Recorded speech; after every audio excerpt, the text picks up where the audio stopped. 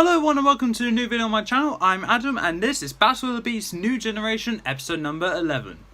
Here we have two more competitors. We have Krytor the Bloodbat versus Morax the Wrecking Menace. This seems like a rather interesting battle, and for a certain viewer of this series, another green cover, you know who you are. Okay, let's just say that. I honestly find those comments very entertaining, by the way. Justice for Grimon, apparently. Because Grimon is, someone likes Grimon and I don't. So, justice for Grimon, apparently. Let's make that a thing on my channel. Sure, I don't mind. I really don't. So yeah, Krytor versus Morax. This seems like a rather interesting battle. Or maybe a bit one-sided. I don't know. I think I'm going to need some help here. So, Lucas? Impus? Can I have some help, please? Krytor the Bloodbat. Along the Trial of Heroes, Tom and Eleanor did battle with the enormous bat beast, his fur the color of blood, his razor-sharp talons capable of snatching up victims in an instant. The only way to defeat him is by using a magic flute, which emits a sound his sensitive ears cannot bear. However, this will not prove a factor in the tournament, and looking at his awesome abilities from flight, ear-piercing screech, sharp talons, furry thick hide, tail whip, echolocation which allows him to detect his opponents, and bat fangs, he will prove quite effective throughout the game. Let's see how he does. Morax, the Wrecking Menace. This armored brute can roll into a ball of interlocking plates and destroy anything in his path, and one flick of his blue tongue is enough to send a foe flying.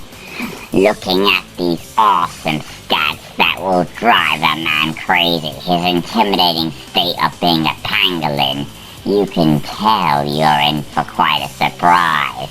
Immune to fire, ball form, burrowing underground, even in the ball form, poisonous tongue, sharp fangs, claws and horns, and not to mention the armored plating, you are down for your luck when you face Morax the pangolin beast. So let's see how he does in the tournament. 3, 2, 1! Krytor versus Morax. Let's get into this. So, as the chamber doors open, Krytor bursts through the sky exit because he's a badass. Ow, that actually hurt saying that. And Morax, Krytor looks around, looking for his opponent, but he can't seem to find him because he hasn't come out of his chamber yet. And then suddenly Krytor starts hearing a very loud rumbling, and then out comes a giant ball of what looks like armored plates rolling to the center of the arena, and the ball just breaks up to appear Morax looking up towards Krytor. Krytor looking down towards Morax. Krytor lets out a screech of a battle cry, I guess. Dives down towards Morax and, extending his claws out, goes to grab onto Morax's horns, start pulling Morax's head up. Morax is being jolted up, is feeling the jolt upwards. And pulls his head downwards just to bang his head into the ground. Krytor gets yanks forward and nearly falls off, but keeps his grip firm. Krytor, in retaliation, uses his wings to just flap into Morax's eyes just to confuse him, and he uses his spear-like tail to just prod into Morax's nose just to slightly injure the beast. Just to slightly injure the beast. It goes into Morax, which makes Morax just wince in pain a bit. And Morax is like, okay, this is enough. So he bows his head down. Krytor almost falls off, but keeps his grip. And Morax lifts his front claws up and puts it on his head. Krytor senses that about to happen, so he leaves the vicinity, and Morax only just scrapes Krytor's tail. And Krytor feels the jolt, but doesn't feel any pain because the claws didn't touch Krytor's tail. Krytor goes to land on Morax's back and starts trying to pull out the spines on Morax's back. Morax decides that he's going to have some fun with this. He rolls up into a ball. Krytor sees that, and the spines all go flat, trapping Krytor's tail underneath, which he didn't notice was trapped there. Krytor realizes he's in trouble and tries to fly away, but I'm sorry, I'm going to need to check on that. Sorry.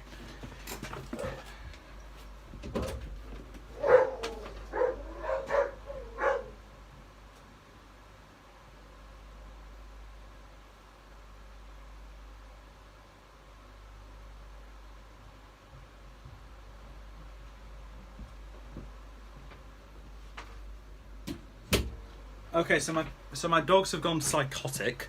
But as I was saying, Morax's spines were completely flat when it came to him rolling up into a ball, so Krytor couldn't get his tail out, not even slide it out. So Krytor keeps his wings flapped whilst Morax is rolling round in a circle, just rolling round the arena, hitting the walls, causing cracks to appear everywhere around it. Just this is a completely bare arena, by the way. Just rolling around, causing as much destruction as possible. Krytor is just twisting his tail around, wincing in the pain, but trying to not get rolled over by Morax. He'd rather lose his tail than gets crushed by this behemoth. And then what Krytor does is probably the best thing. He, whilst the ball is still moving and he's flapping around to avoid it, he goes down to his tail, closes his eyes and bracing for the pain, and bites down on his own tail, ripping it off, causing him to be free. Krytor screeches in pain.